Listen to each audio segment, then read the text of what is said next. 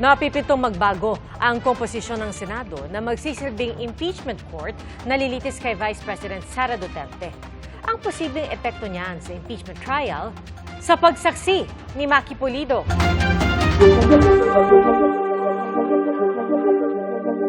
Ang resulta ng eleksyon sa Senado ngayon, posibleng may epekto sa mabigat na tungkuling kakaharapin ng mga senador. Ang impeachment trial ni Vice President Sara Duterte. 24 ang magsisilbing senator judges at kailangan ng 2/3 na boto para makonvict ang nasasakdal. Ang ibig sabihin rin, 9 na boto lang ang kailangan ni Duterte para maabsuelto.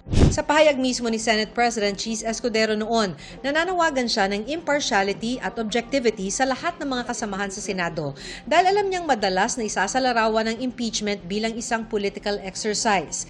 Kung sisilipin ang nabubuong composition ng Senado, anong posibleng maging epekto nito sa paglilitis sa bise? Sabi ni Professor Aris Arugay ng UP Diliman, maituturing ng pro-Duterte ang tinatawag na Duterten na sina re-electionist Senators Bongo at Bato de la Rosa at Congressman Rodante Marcoleta.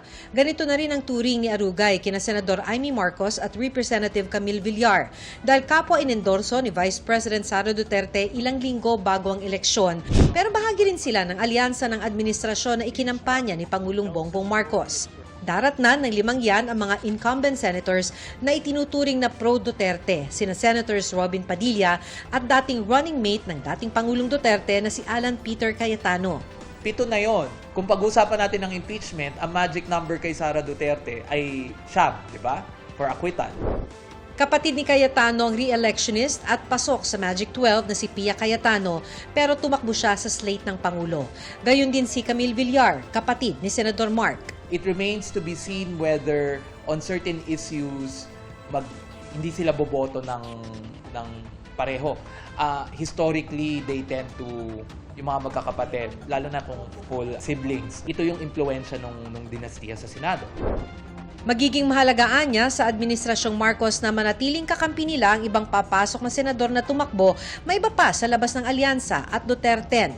Kabilang ang iba pang may kapatid na senador o kapatid sa gabinete.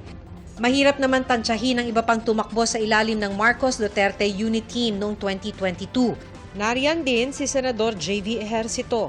Sabi ni Arugay, sa sistema naman ng politika sa bansa, wala masyadong timbang kahit magkasama sa partido o sa alyansa.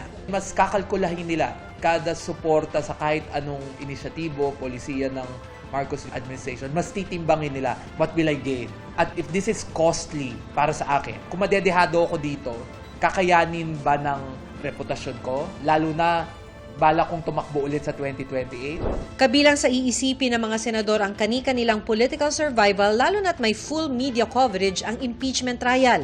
Kaya magiging mahalagaan niya ang bigat ng ebidensyang ihaharap ng mga prosecutor sa impeachment trial. Kasi yung proseso ng trial, pwedeng magkaroon yun ng impact. Kasi itong mga senador na to, hindi lang naman nila iisipin yung kanino ba ako may utang na loob. Sino ba yung tumulong sa akin manalo? It's more like, baka pag bumoto ako ng acquittal, baka ako naman yung balikan sa susunod na eleksyon.